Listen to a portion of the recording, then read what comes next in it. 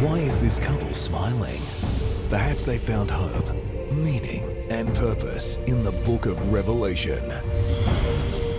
Nearly 2,000 years ago, a lonely man on a distant island received a remarkable vision. Some readers have been frightened by his vision, but many more have found in it the hope, meaning, and purpose they were looking for.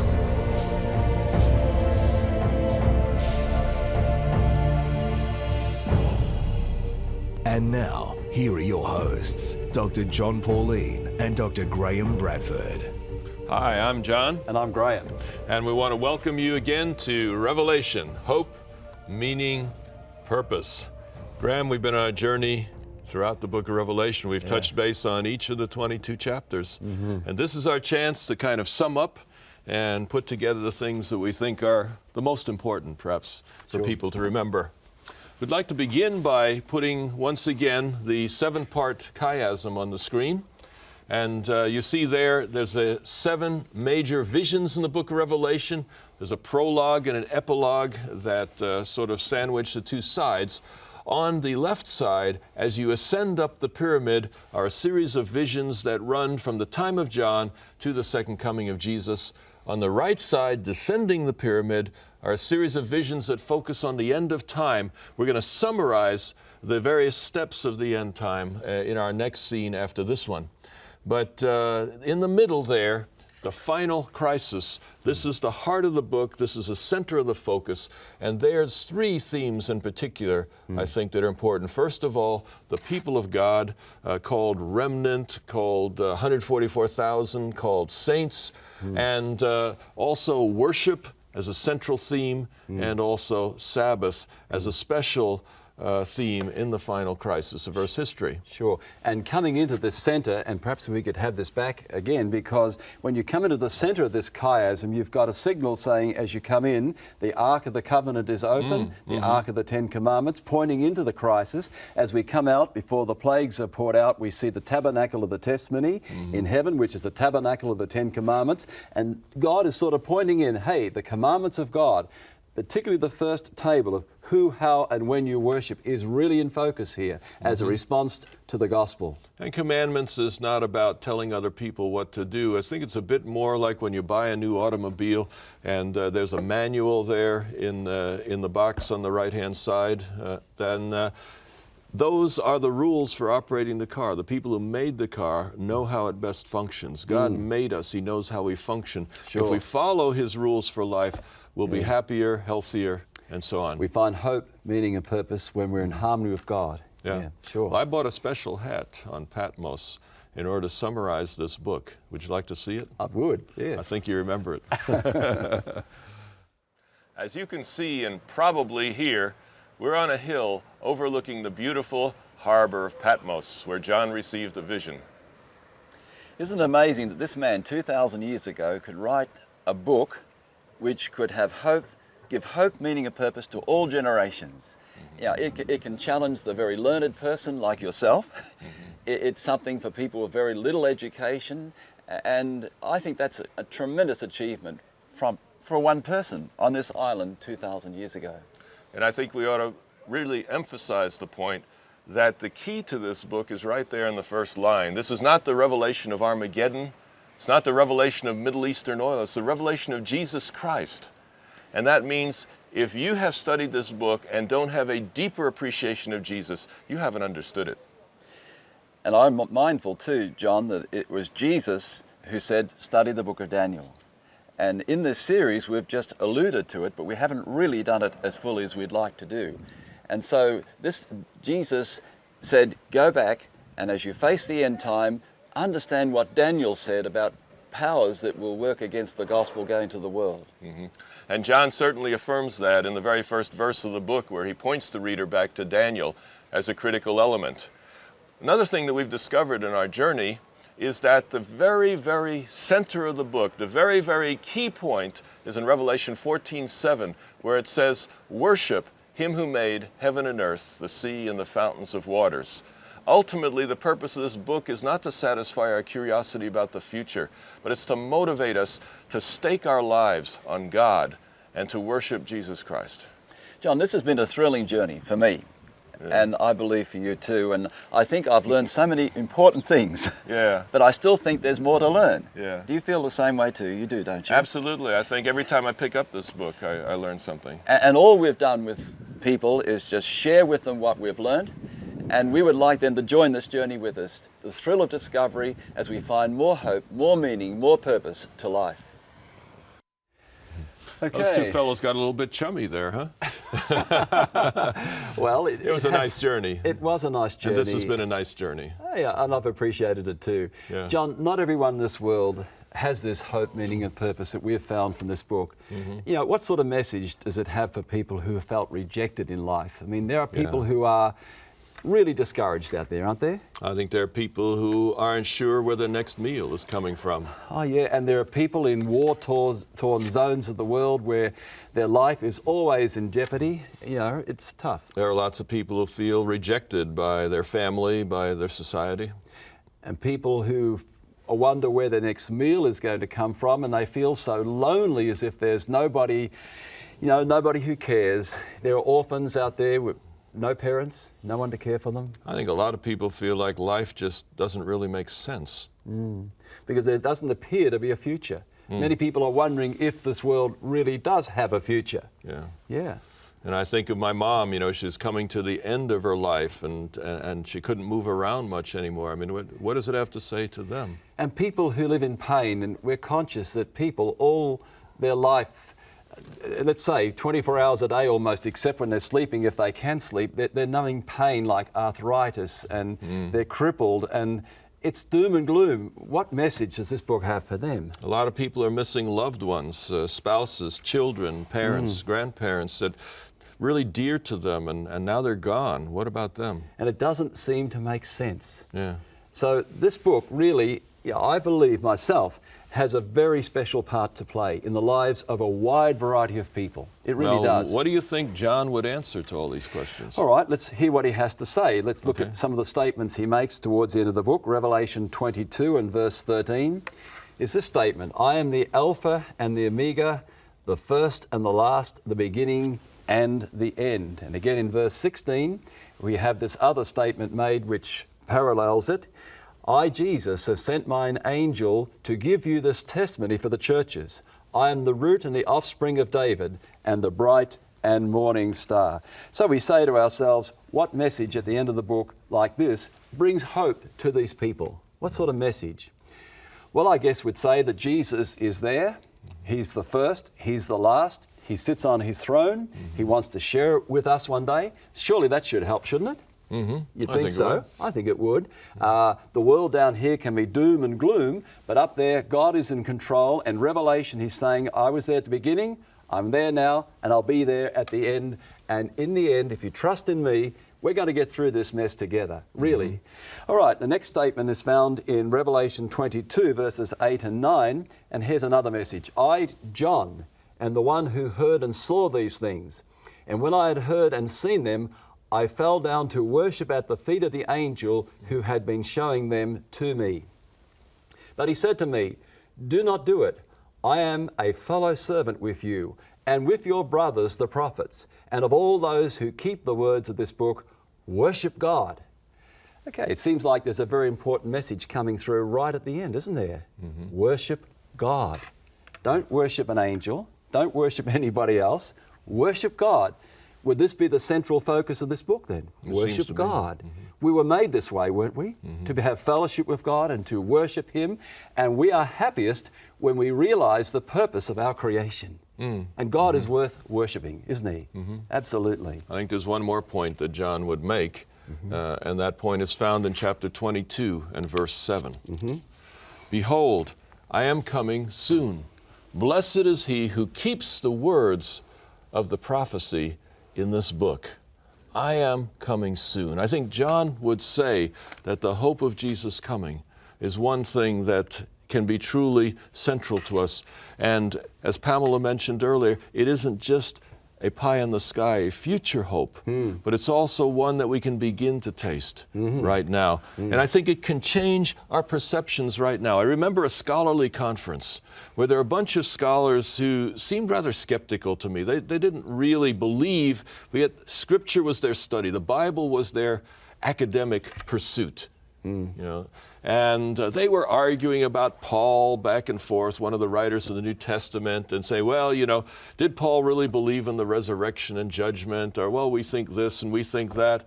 And the discussion went on for a time. There was one fellow there who I never took to be much of a believer, but finally he got tired of it. He says, I'm sorry. He says, I have to say something here. He says, you guys can say whatever you want about Paul, but I know that Paul believed that Jesus was coming again, and he believed in judgment. And frankly, he believed in resurrection of the dead. And he says, if there is no judgment, if there is no resurrection of the dead, then there will never be any justice in this world. The book of Revelation is the clearest path to genuine justice that there is. When all hope in this world fails, there is still the hope of the resurrection, the hope of Jesus soon coming. That is a place I think John would direct us to.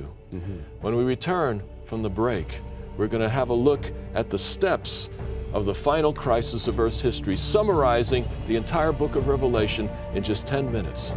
We'll see you then.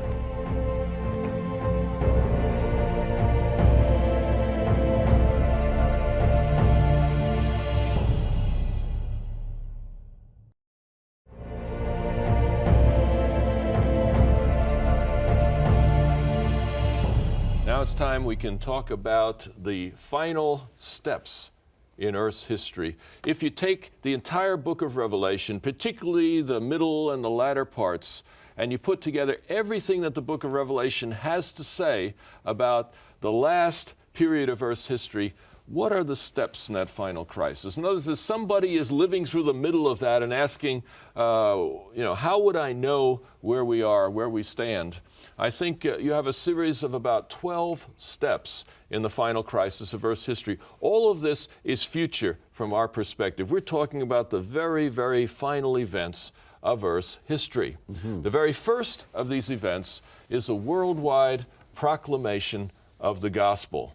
In other words, we are called in the end of time to see the gospel go to the whole world. Obviously, to some degree, God is going to play a major part in that because it involves, I think, perhaps a bigger plan than simply any one human strategy can do. Agreed. But the promise is the gospel will go to the world before the end comes. It's not going to happen without that. No. A second step is the worldwide counterfeit of the gospel. The true gospel has its counterpart, a gospel that is contrary to the true gospel, but in many ways may seem very, very similar.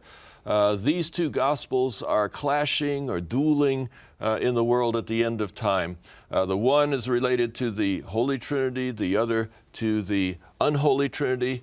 You have the three angels on the one side presenting that gospel to the world. You have the three frogs bringing the demonic gospel to the world. The end result of these two gospels are two groups. On the one hand, a worldwide confederacy of the remnant, the saints, the 144,000 different ways of expressing them.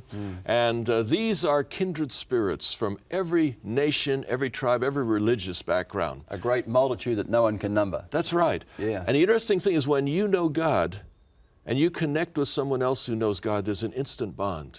It doesn't matter what color they are, doesn't matter where they've come from, there's an instant connection, an instant bond, an instant friendship. And I've been fortunate on 6 continents to develop very close friends from a wide variety of backgrounds with that connection.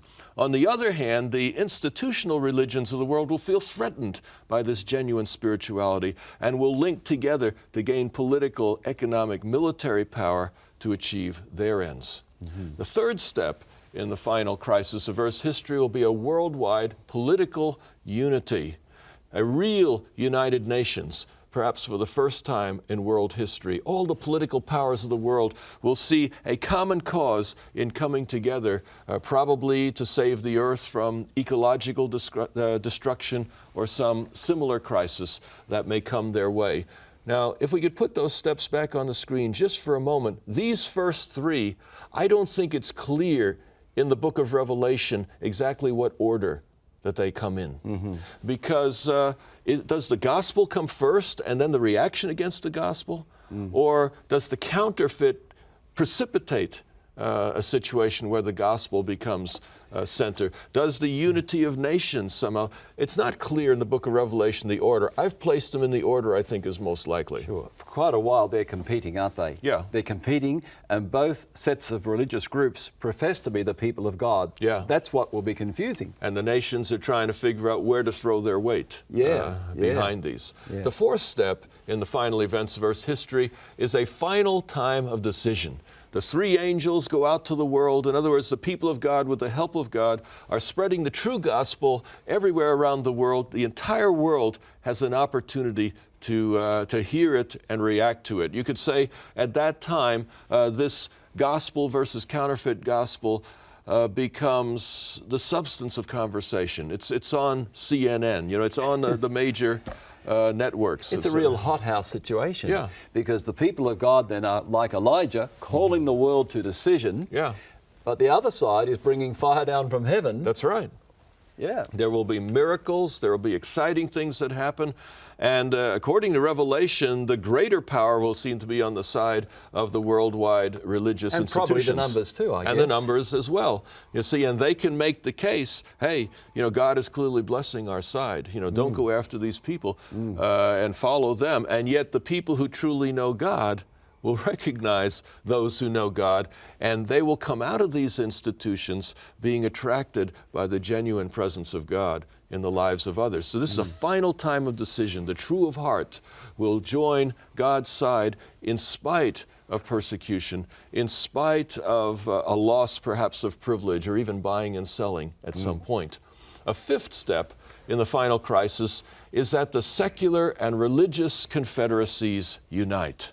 As things begin to spin out of control, the powers of the world will feel like they're losing control, like Demetrius there in Ephesus that you mentioned. They're beginning to think things are out of control, and the problem is these people who aren't going with the program. There's people in every country, people in every religion that are causing trouble. You see, and if we can deal with them, then maybe we can get control of the larger situation. Maybe the world can be saved from disaster.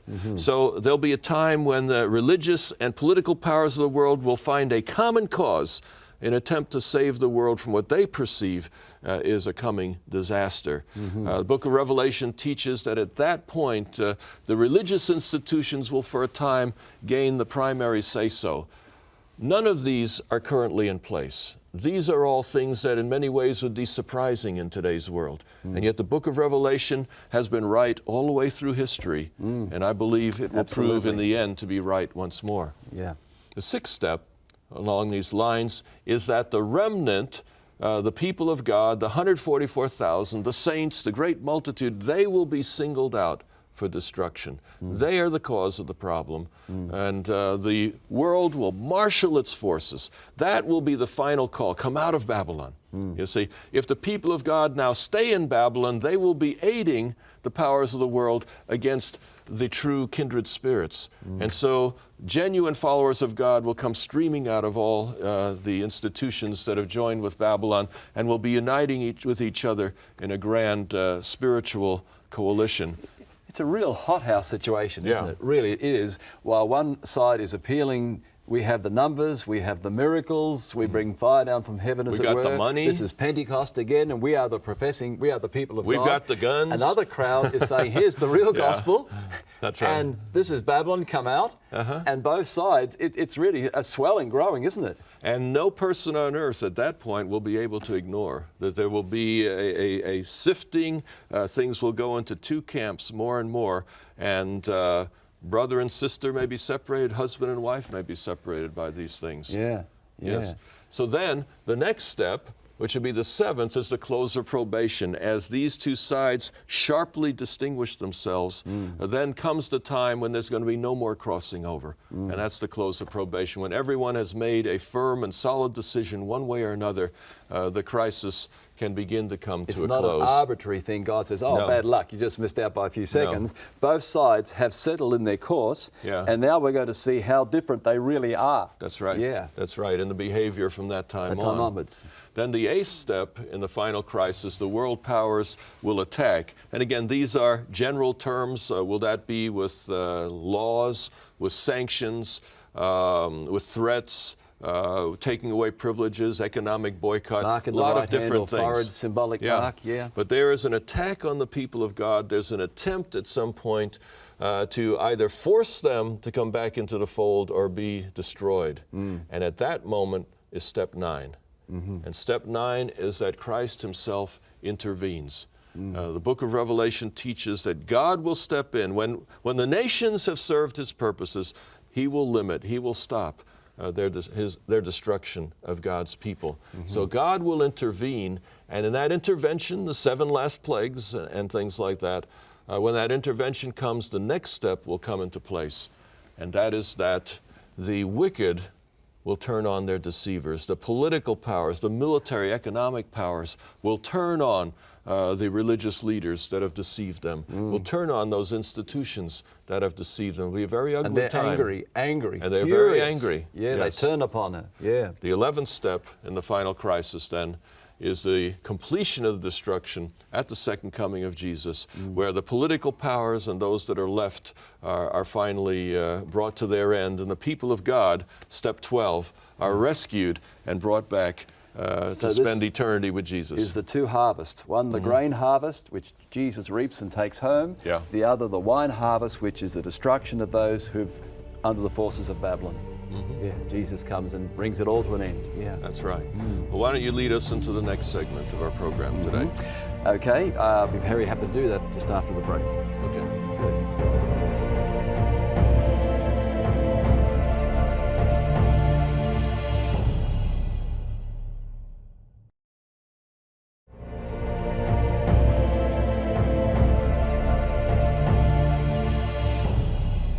Welcome back.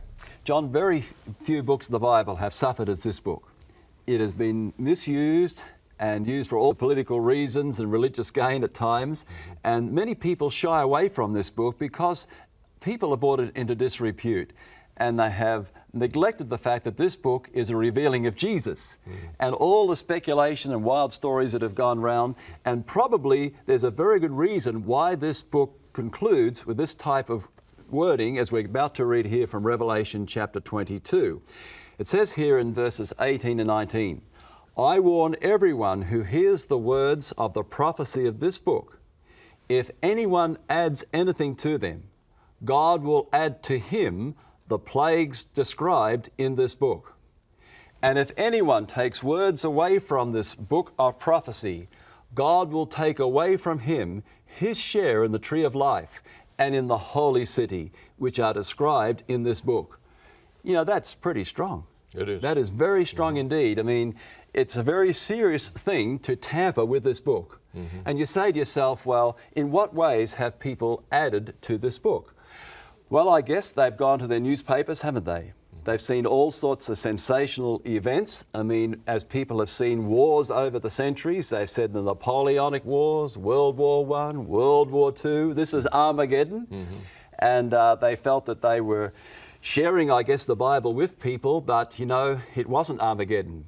And they really missed the point that this book is a revealing of Jesus. And there's all sorts of wild stories about the war in Iraq and of people and of personalities. And I guess the 666 has been played around with quite a bit, hasn't it? As people have speculated there. And, you know, sometimes people have a concept that this book is just, you know, people are turned away, turned off from this book. Is true. But really this book has a precious message about revealing Jesus. So we're not to add to it. Now, what I like about what you did in your summary a little while ago is you just stayed with the text.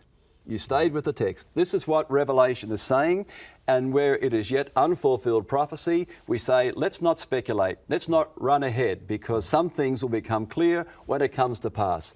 It's easy to speculate. It's a temptation, but we must stay with the text. All right. It also goes on to say here that if anyone deletes from this book, and you say to yourself, if you delete from this book, God's going to take your right to enter into the city. You know, and you say, how can people delete from this book? Well, I guess probably neglect its warnings. It has some pretty serious warning messages to go out, doesn't it? Really, it does. It's warning against a counterfeit gospel. It's warning against don't put your trust in signs, wonders, and miracles. And it's a call to accept Jesus, the everlasting gospel. It means a response of keeping the commandments of God. And you could neglect to do that. You could say, I hear it, I understand it, but I don't want to follow it. And you could delete from this book in your mind by not reading it and not following its counsel and not taking it seriously. And that's a danger. It's a real danger. Or you could say, I might just look at the popular parts of the book and some parts are too difficult. I'm not going to worry about them. But I believe that this book came from Jesus. Nobody loves us like Jesus loves us. If he has said we ought to study these things, if this is a revealing of Jesus, then it's a very serious thing. Every Christian should take this word very seriously indeed. And when we take this book seriously, it does give us hope. I think our viewers might be interested to know that in a real sense, the preparation for this series of programs has been 5 years in the making. And it's been a real challenge. I think this text has really challenged us because we want, as far as possible, not to add or to take away from this book. And I don't know that we have done it in any way perfectly. I think we have so much to learn. In fact, even in preparation, just the last few weeks preparing for programs like this one, we were learning new things. Sure. We're developing new things. And we've sought very wide counsel from a variety of people. We've tried to use the very best scholarship available. And the interesting thing to me has been that the more we've searched, the more we've worked, the more we've explored, tapping into the very best of scholarship, the clearer has come the picture of Jesus, the end-time worship, the commandments of God, have all come as a central purpose of this book.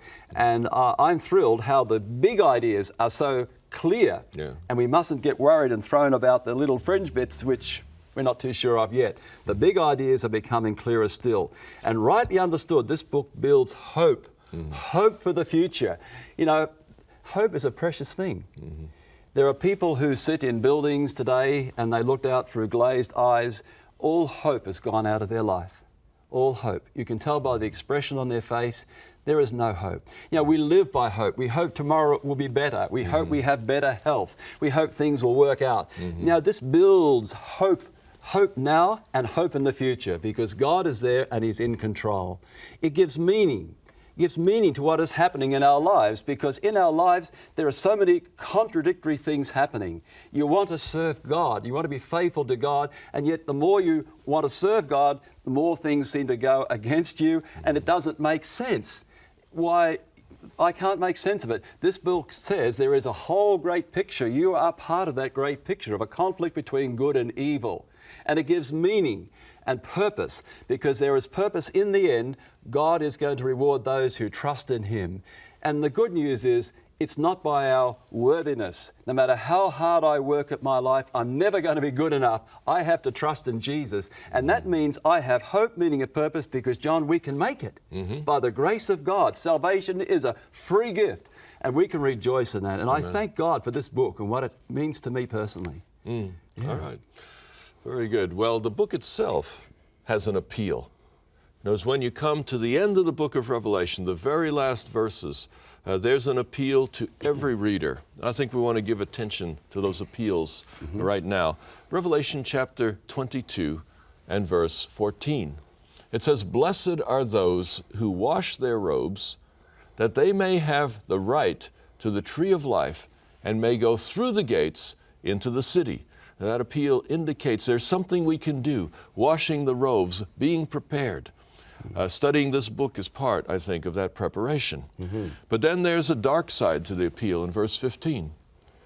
It says, "Outside are the dogs, those who practice magical arts, the sexually immoral, the murderers, the idolaters, everyone who loves and practices falsehood." Now, it doesn't mean there'll be no pets in heaven.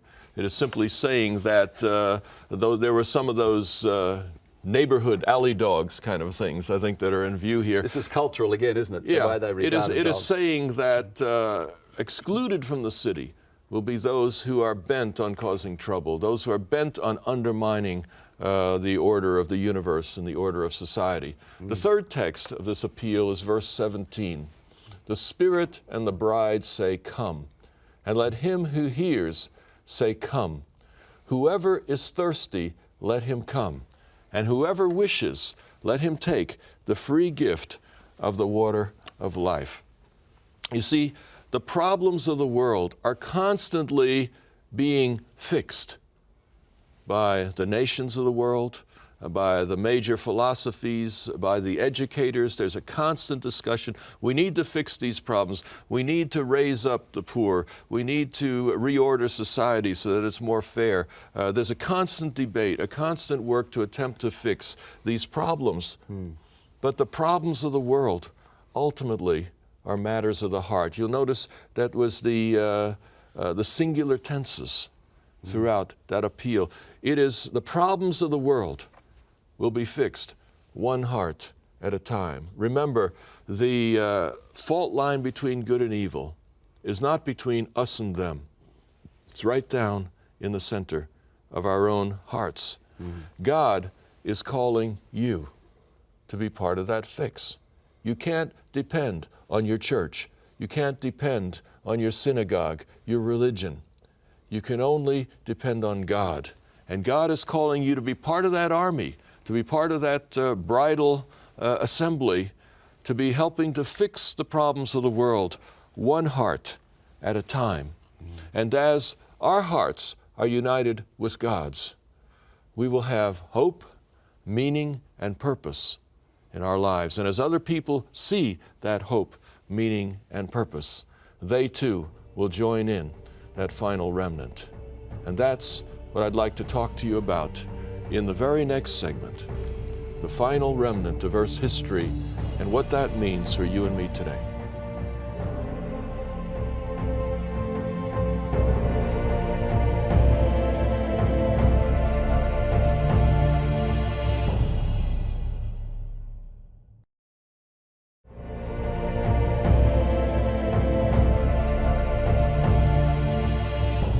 Welcome back.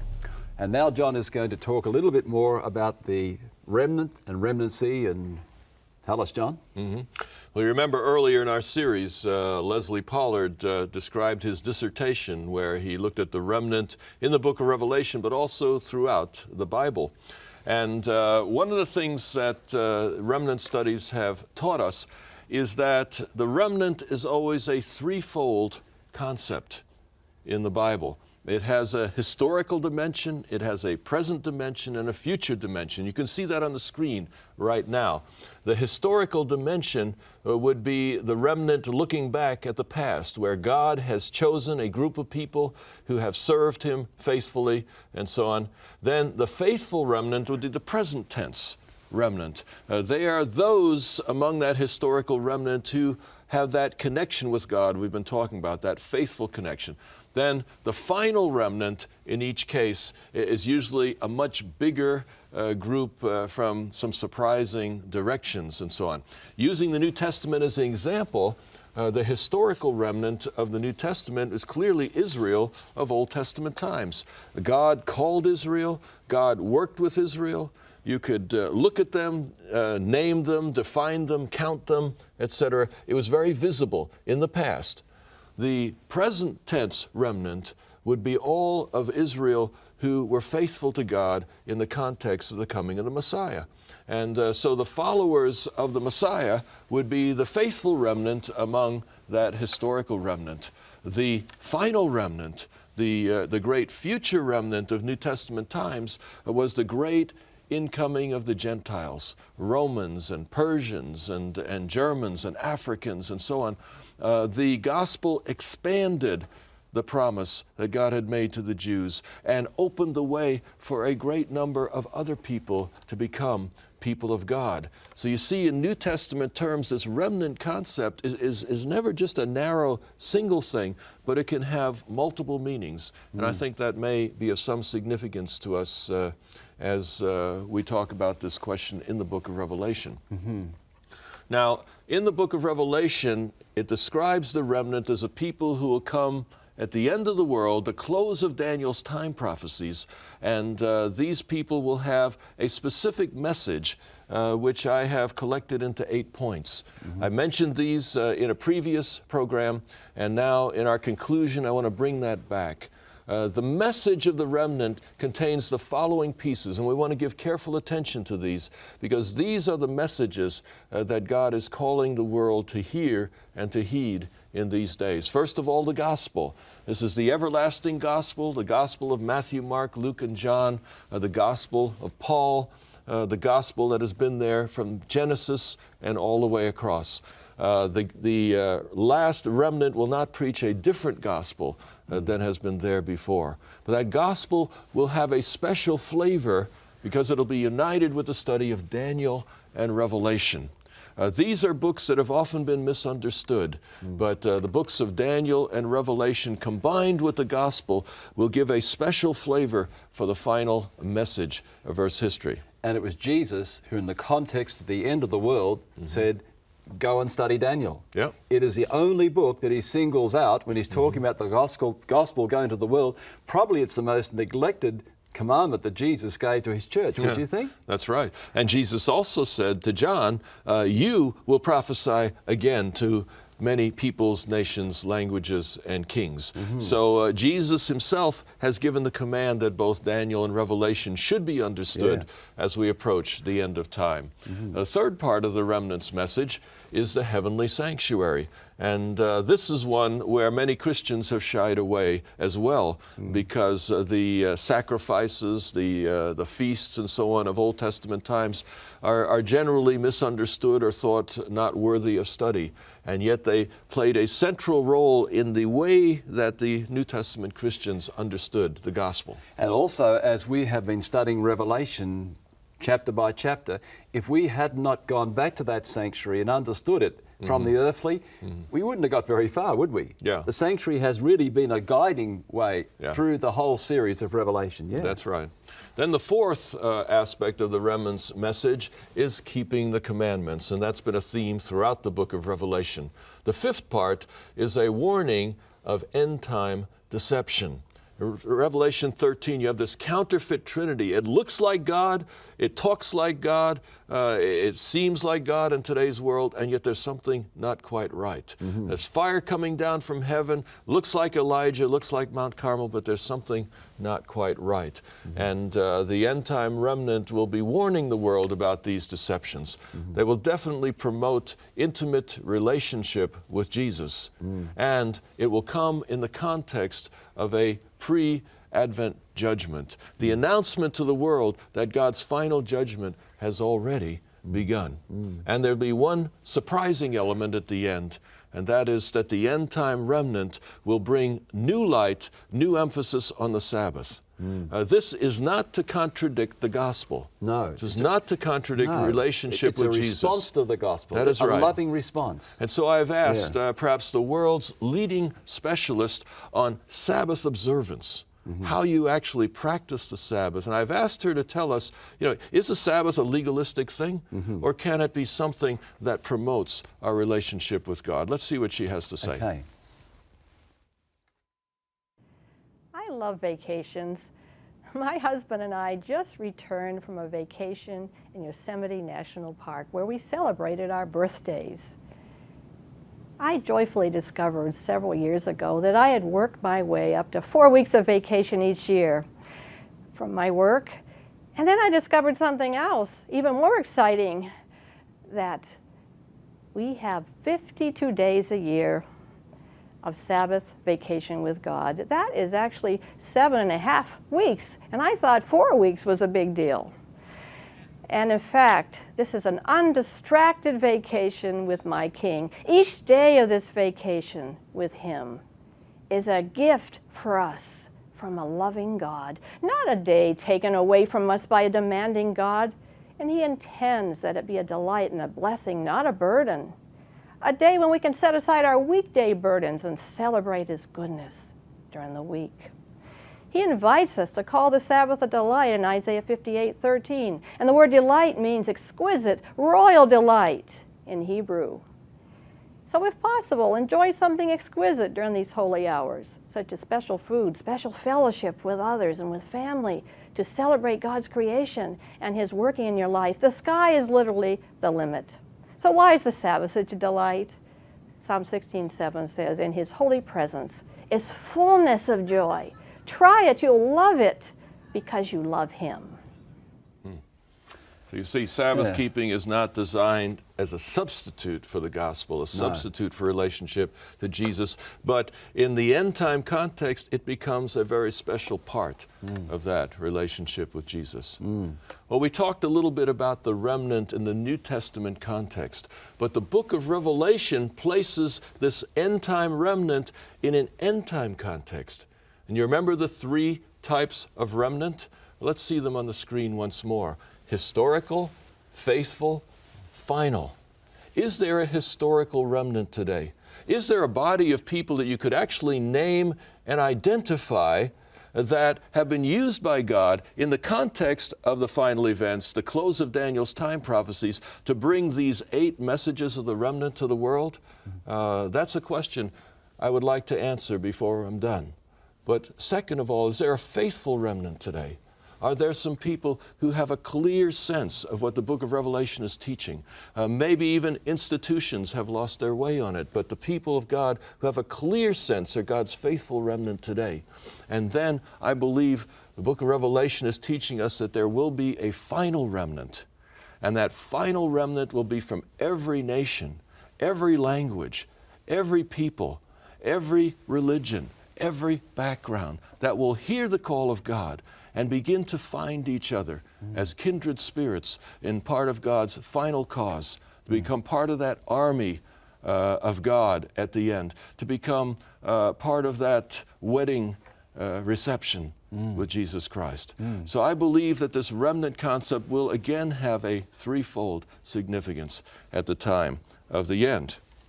We've talked a lot in this seminar about the limitations of institutional religion. And it might lead us to think we better not trust in institutional religion. Maybe it would be safer to just have our faith all by ourselves. But the Bible doesn't encourage that. The Bible encourages us to worship in community. It encourages us to find fellow believers and spend time together and worship together. So swearing off all religious community is not the answer. It's an overreaction. Even if the institutions of religion have failed us, even if the institutions of religion sometimes do more harm than good, staying alone is not the answer either. No. So what are we going to do? Even though following Jesus is a personal choice, what are we going to do? I like the answer given by C.S. Lewis, the famous British philosopher and theologian, who was once an atheist and a skeptic, and he found Jesus. And he said that finding Jesus, becoming a Christian, is like entering a house. If you're in the house, if you have Jesus, you're in the house of Christian faith. Inside the house are many rooms. And those rooms are different denominations, different churches, different institutions of religion. And he says some people will choose the Anglican room, and some will choose the Catholic room, and some will choose the Baptist room, and so on. And he says they're all in the house. All right? If you're in Jesus Christ, you're in the house. But C.S. Lewis said one more thing that has really been on my mind ever since. He says, don't be satisfied with just entering the house. That's the individual faith. That's the personal connection with God. And don't be satisfied with just any room. He says you want to look for the best room, the room which most clearly coheres with the work of God at this time in Earth's history. And I'd like to give a testimony to that regard. I believe that the best room in the house would be the room that most clearly teaches these messages of the book of Revelation, the gospel, Daniel and Revelation, the judgment, the relationship with Jesus, the Sabbath, the whole package, there is such a historical remnant. And that is my own personal testimony. It is the Seventh-day Adventist Church. This is for me the place that I have chosen to be, because it came on the scene around the time when Daniel's time prophecies came to an end. We're in the right time. That church is giving these messages that we have been sharing here. That church is giving it at the right time. I don't know of any other religious organization that is teaching these messages at this time, grounded in this book. Is the Seventh-day Adventist Church perfect? Oh, no, not at all. It's feeble, it's defective, it has a huge share of very troubled people. I think I know that about as well as anyone, having been involved with Seventh-day Adventist people on 6 different continents. But the place I need to be is the place that nourishes this message, the place that is learning and growing in spite of its faults. There are good Christians in every denomination, and I have met kindred spirits in all of them. But most places don't have the clarity on this message that I have found among the Seventh-day Adventists. Not every Seventh-day Adventist church will be as clear as others. But I would encourage our viewers to look for the best room in the house. Wherever you are, that I think is the mission that God would have us be on. When we return, Pamela and Graeme will get to share their testimonies.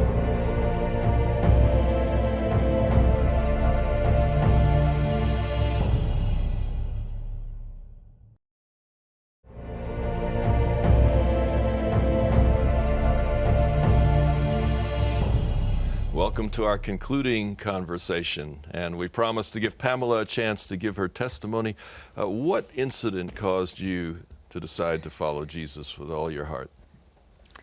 Well, something happened that I cannot forget, and it was one afternoon. I guess I was around 16, and I decided that I would cook the family meal. Now, my mom's an excellent cook, and she taught me to cook, and I decided I would do the family meal. It was my mom and my stepfather and myself, and I busied myself in the kitchen. And it took me quite a while to get everything together. I cooked the entree and the potatoes and the gravy and the vegetable, and I had everything all ready. And so I put it on the table and the dishes, and had the tableware all set, and everything was nicely laid out on the table. And they had been drinking, and so I sat at the table. My stepfather sat at the table, but my mom was agitated about something, and I don't know what it was, but she was pacing the floor a little bit, and she wouldn't sit down. So we sat there and we're waiting for her to sit down. And finally, my stepfather said, honey, I'm hungry, sit down. And she marched over there, you're hungry, huh? Well, I don't know about that. And so she grabs the table and she lifts it up, and everything went off the table onto the floor. My whole meal was off on the floor, and everything crashed to the floor. All the meat and potatoes and vegetables and juice, and my lovely meal was instantly garbage. Everything was broken, dishes, silverware. Including your heart, right? Everything, including my heart. There it was, looking on the floor. There was my meal, potatoes and gravy, just, you know. And what did you decide to do at that point? What did you see? What did I think? Yeah. Well, all I could think about is, well, I was hungry.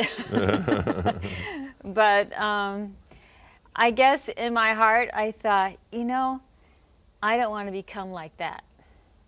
That's, I guess the good thing is that the lesson I learned is that I figured that is not what I want to become. Because I was a teenager and had gone away from religion and church, had not been praying to God anymore.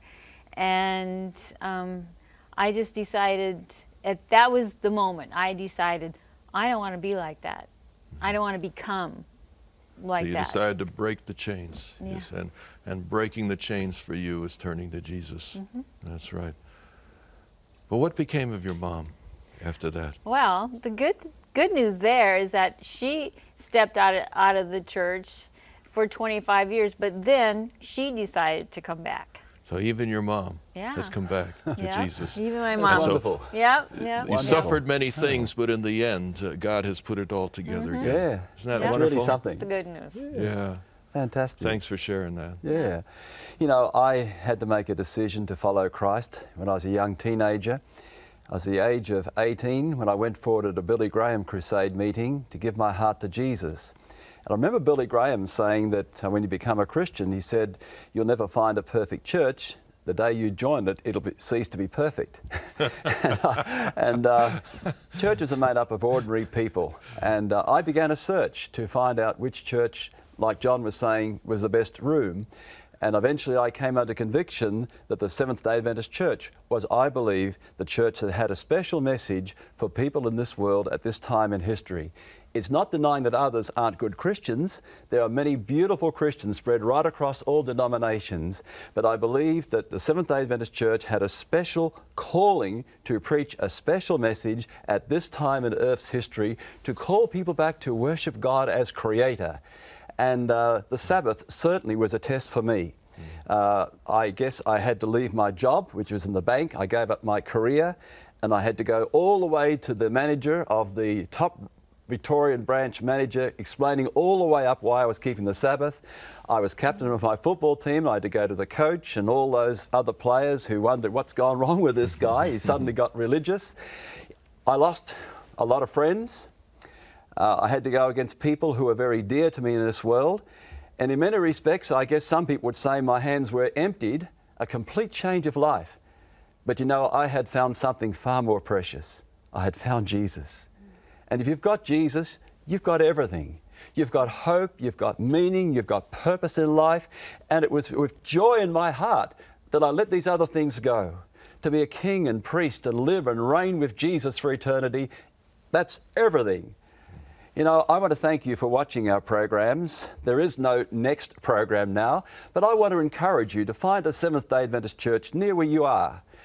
Watch for a Daniel seminar. They run them from time to time. And we'd like you to follow on now from what you've been watching here and explore, study, learn and grow and find more hope, more meaning and more purpose in life. If you've enjoyed this presentation on the Book of Revelation and would like more information, visit www.revelationhope.com. You can purchase your own DVD set of this series or the booklets, which cover the content of each program.